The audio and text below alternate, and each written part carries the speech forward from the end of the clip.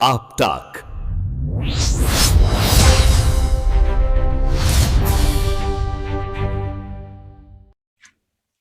नमस्कार, स्वागत है आपका हमारे चैनल आप तक में। मैं हूं मानस मकरंद।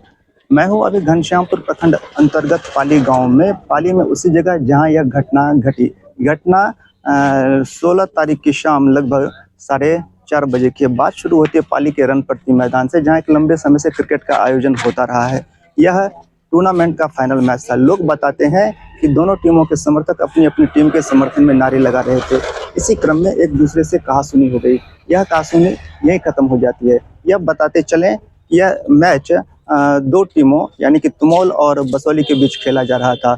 बसौली चूंकि मुसलमान बहुल गांव है, इसलिए जाहिर है खिलाड़ी यहीं से होंगे, और तुमौल से प्रायः क्रिकेटर हिंदू ही हैं। कुछ लोग इसे हिंदू मुसलमान से जोड़कर देख रहे थे। हिंदू और मुसलमान की चर्चा करते हुए हमें दुख हो रहा है, लेकिन हमारा कर्तव्य है कि घटना के कारण और इसकी सच्चाई को बयान करें। अब हम आते हैं जहां कहासुनी खत्म हुई और बात आगे बढ़ी। जो युवक आपस में उलझे, उसी का एक ग्रुप मछट्टा मछली खरीदने आता है और उसके साथ साथ अभियुक्त का ग्रुप पीछे है। मछट्टा पर दोनों ग्रुप का आमना सामना होता है और एक झड़प होती है। इसी क्रम में एक अभियुक्त दल का एक युवक मछली बनाने वाला कत्ता उठाता है और बेहिसाब चलाने लगता है। यह कत्ता 3 युवकों को लगता है, जहां वे घायल हो जाते हैं। घायलों को इलाज के लिए घनश्यामपुर के प्राथमिक स्वास्थ्य केंद्र ले जाया जाता है, जहां उनका प्राथमिक उपचार कर आगे के बेहतर इलाज के लिए दरभंगा भेज दिया जाता है। अब बारी अभियुक्तों की आती है। इस बाबत मैंने बात की बिरोल एसडीपीओ प्रभाकर तिवारी से और उनसे यथास्थिति के बारे में जानना चाहा और आगे की क्या योजना है इसके बारे में भी उनसे पूछा। उन्होंने बताया कि घटना में संलिप्त 4 युवकों में से 2 को गिरफ्तार कर लिया गया है, जबकि 2 की गिरफ्तारी के लिए छापेमारी की जा रही है। यह पूछने पर कि यहाँ पुलिस के कितने जवान तैनात हैं, तो उन्होंने लगभग 200 बताया। उनसे यह भी पूछा कि आगे रमजान है और इसके लिए पुलिस की क्या तैयारी है, तो उन्होंने कहा कि पुलिस चौकस है और किसी भी स्थिति से निपटने के लिए तैयार है।